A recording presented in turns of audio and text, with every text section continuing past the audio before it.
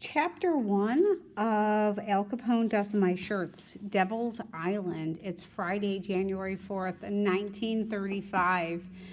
Today I moved to a 12-acre rock covered with cement, topped with bird turd, and surrounded by water. Alcatraz sits smack in the middle of the bay, so close to the city of San Francisco, I can hear them call the score on a baseball game on Marina Green. Okay, not that close, but still. I'm not the only kid who lives here. There's my sister, Natalie, except she doesn't count. And there are 23 other kids who live on the island because their dads work as guards or cooks or doctors or electricians for the prison, like my dad does. Plus, there are a ton of murderers, rapists, hitmen, conmen, stick-up men, embezzlers, connivers, burglars, kidnappers, and maybe even an innocent man or two, though I doubt it. The convicts, which is one of the vocab words on your worksheet, we have are the kind of other prisons don't want. I never knew prisons could be picky, but I guess they can. You get to Alcatraz by being the worst of the worst. Unless you're me, I came here because my mom said I had to.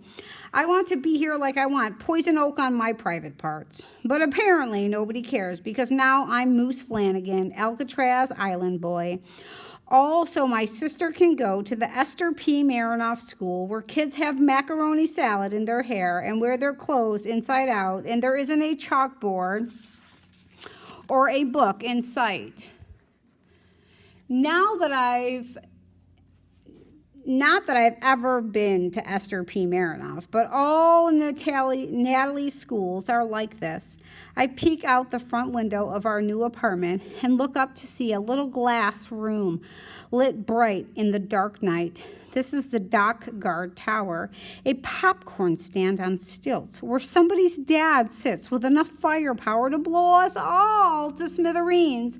The only guns on the island are up high in the towers or the catwalks because one flick of the wrists and a gun carried by a guard is a gun carried by a criminal. That's going to be one of the answers to the test. Why do they have the guns stowed away? The keys and all the boats are kept up there for the same reason. They even have a crapper in each tower so the guards don't have to come down to take a leak. Besides the guards' tower, there's water all around. It's on an island, black and shiny like tar. A full moon cuts a white path across the bay while the wind blows, making something creak and a buoy clang in the distance. Kind of eerie. My dad is out there too. He has guard duty in another tower somewhere on the island. My dad's an electrician, for Pete's sakes. Why is he playing prison guard? My mom is in her room unpacking, and Natalie's sitting on the kitchen floor, running her hands through her button box. She knows more about those buttons than it seems possible to know. If I hid one behind my back, she could take one look at her box and name the exact button I have. Nat, you okay? I sit down on the floor next to her. Moose and Natalie go on a train. Moose and Natalie eat meatloaf sandwich. Moose and Natalie look out the window. Yeah, we did all that, and now we're here with some swell fellows like Al Capone and Machine Gun Kelly. Natalie Flanagan's whole family. Well, I wouldn't say their family, more like next-door neighbors, I guess. Moose and Natalie go to school, she says. Yep, but not the same school, remember? You're going to a nice place called the Esther P. Marinoff.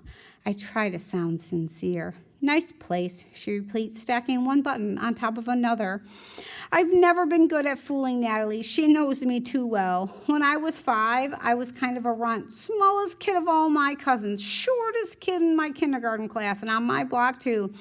Back then, people called me by my real name, Matthew. That's an answer. Natalie was the first person to call me Moose. I swear I started growing to fit the name the very day. Now I'm 5'11.5 inches, as tall as my mom and a good 2 inches taller than my dad. My father tells people I've grown so much he's going to put my supper in pickle jars and sell it under the name Incredible Growth Formula. I think about going in my room now, but it smells like the inside of an old lunch bag in there. My bed's a squeaky old army cot. When I sit down, it sounds like a dozen of mice are dying an ugly death. There's no phonograph in the apartment, no washing machine, no phone. There's a radio cabinet, but someone yanked the workings out. Who gutted the radio anyways? They don't let the criminals in here, do they? So I'm a little jumpy, but anyway, anybody would be. Even the silence here is strange. It's quiet, like something you can't hear is happening. I think about telling my best friend Pete about this place. The Devil's Island, do. Pete would say in a deep, spooky voice, like they do on the radio. Devil's Island, do. I whisper like Pete. But without him, it doesn't seem funny. Not funny at all. Okay, that's it. I'm sleeping with my clothes on. Who wants to face a convicted felon in your pajamas? Thank you for following along. You may replay it. It's only been 6 minutes. You do need to answer the questions in Schoology, please. Thank you.